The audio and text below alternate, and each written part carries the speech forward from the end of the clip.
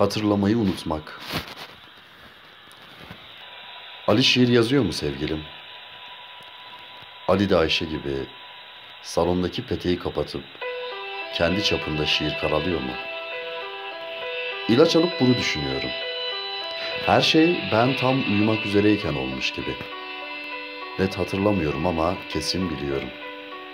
Seni sevmek bir suya götürdü beni. Bir suya gittim, dönemiyorum. İnsan bazen dönemiyor sevgilim.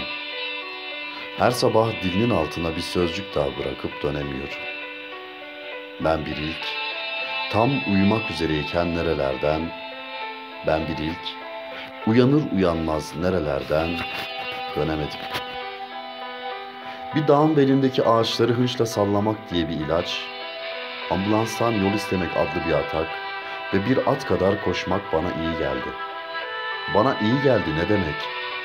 Sabahları bana içimdeki deşik, etimdeki işaret, sabahları bana son anda ölmemiş olmanın öfkesi, sabahları bana sert, sessiz harfler, sabahları içimin en güzel yeri, senden bana dökülen incilerin sevgilim, dökülüyor, kaşıma sabahları içimi. Dünyada çok önemli şeyler oldu ama ben de sizin eve baktım. Bir tayın bir taya baktığı, bir tayın bir taya uzun uzun baktığı, bir tayın bir tayı bıraktığı gibi dünyada çok önemli şeyler oldu. Atlar yalnız kalmamak için bu kadar koşarlar diyen o at, yalnızlar koşarken de yalnızdır diyen o at, yalnızlar öperken de yalnız, ben sana sımsıkı sarılırken de o at buramdaydı. Bu ses nereden geliyor dediğim o gün, göğsümdeki at kardeşlerim, göğsümdeki at yere uzandı. Dünyada çok önemli şeyler oldu. Hem ölmedim yüzü koyun, hem alnımda yeryüzü. Ölürüm dediğim yerde ev yaptım. Hatırlamayı unutma sevgilim. Kırılmasın diye yükseklere bıraktığım şeyleri hatırlamayı unutma. Dağların belindeki ağaçlardan çıkardığım ışırtıyı, bu ses nereden geliyor dediğin zamanı, o sesin sadece sana gelmesindeki rüzgarı unutma. Bazı sesleri sadece atların duyduğunu ve bu yüzden yalnız olduklarını, atların yalnızlıktan koştuklarını, görmek ve duymakla düştüğün ovayı, yediğin kırbacı, edindiğin vebayı unutma. İnsan bazen unutup ölemiyor. Dünyanın sonunu görüp unutup ölemiyor. Nefis bir hevesle başka neresine gider, başka nereme gidebilirim ki deyip göğsümdeki kazı alanına gittiğim o gün yerdeydi her şey, yerdeydi herkes. Üzerini örtüp sen uyu dedim. Sen uyu, ben bu yerde biraz daha bağdaş kurup sen uyu, ben biraz artık hiç uyumayacağım. Sen uyu. Ancak yükseklerde unutabilirim diyerek çıktığım ağaçlar, yerleştiğim ilaçlar, indiğim ovalar, seni bir ormanda bulup bütün yokuşlardan sonra dümdüz bir yerde kaybetmiş olmak da marifet sevgilim. Şimdi uyumak ve bir ovayla tamamlanmak dışında bana ne iyi gelir, bana ne iyi gelir uyumak ve bir ovayla tamamlanmak dışında. Sevgilim, yatağın kırışmamış düzlüğü, yastığın olmayan çukuru, her şey neden bu kadar pırıl, her şey neden bu kadar aklımda, göğsündeki çöl, sırtımdaki vaha, reçinenin ağaca yapıştığı gibi hiddetle yapışıyordun bana. Senden sonra dünyada çok önemli şeyler oldu, uçtum. Birine bakmıştım deyip içine girdiğim yüzlerden, biri yokmuş içinizde diyerek çıktım. Biri yokmuş her sabah, biri yokmuş her masa, biri yokmuş her çarşı. Çalışmayan bir aleti kapatıp açmak gibi beni de her gece kapatıp her sabah açan yeryüzü, sanki dünyaya gelmedim de olmayan bir yerde, olmayan birine bakıp çıktım ben. Düşersem kendim düşerim diye hem güzel uçtum hem muazzam düştüm. Sağ, salim, sensiz ve ayaküstü. Artık insan bana iyi gelmiyor. Artık insan bize iyi gelmiyor diyerek beraber havalandığımız göğü tek başına ve hiçbir yere değmeden düşmek nefisti sevgilim. Yere ilk indiğimde bir ağacı sallar gibi salladılar beni. Yere ilk indiğimde şimdi ben neyin yanındayım dedim. Ne benim yanımda. Boğazımdaki yumruyu, göğüs kafesimi, eklem yerlerimi, seni ve bunu yerde anlatmamı benden bekleme. Düşen şeylerin gürültüsünü, konusu olmayan bir mutsuzluğu anlatmamı benden bekleme. İnsanı çok aşağıya yapmışlar sevgilim. İnsanı çok aşağıya, içine çok yeryüzü, içine çok dünya. Biliyorsun, yükseldiğimiz gökte bu da olsa yer yarılır, bu da olsa dünya durur dediğimiz her şey oldu, dünya durmadı. Biliyorsun, bir kere saçlarını çok, bir kere sımsıkı, bir kere tutam 3 yıl arkaya doğru tarayıp 3 yıl bir muska gibi yanımda sakladım. Biliyorsun, senin saçlarınla başlayıp nasıl oluyorsa benimle devam etmiş, insan sevmeyen ama kırlara katkı sunan bir yüzün, kapkaranlık bir ormanın vardı. Ormanımız. Düşsem ölürüm, düşsek ölürüz dediğimiz o ormanda sana edilmiş bir yemin gibi başında beklemediğim cümle, dalını budamadığım ağaç, eğilmediğim yüz kalmadı. Sevgilim, bir şey var.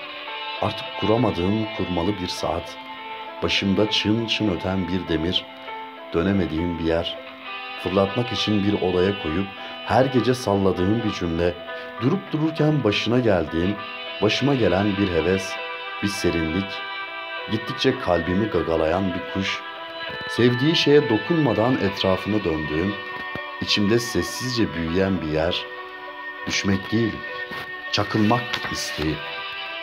Beni artık çağırma sevgilim. Kırınla, ovanla, etinle, saçınla beni artık çağırma. Başından beri içimde birbirine bakan, birbirine değmemiş iki tay var. Ben bir yere batayım, bir yer bana batsın arzusu. Ben bir yere çarpayım, bir yer bana çarpsın hevesi. Beni derinme, beni parçalanma isteği, beni taylarını saldığı gün cam yiyen bir at, beni kardeşlerini çiğneyen genlerim, beni tam ortasında kaldığım dünya, beni Allah günde 5 defa olmamışım diye geri çağırıyor. Sen beni çağırma. Yeryüzünde bazı konular yok, bazıları da hiç kapanmıyor diye seni ateş ve suyla değil, toz ve demirle değil, künçle, hınçla, utançla icat ettim. Başkasın sen, başkadır ağzın, başka bir ağaca benziyorsun.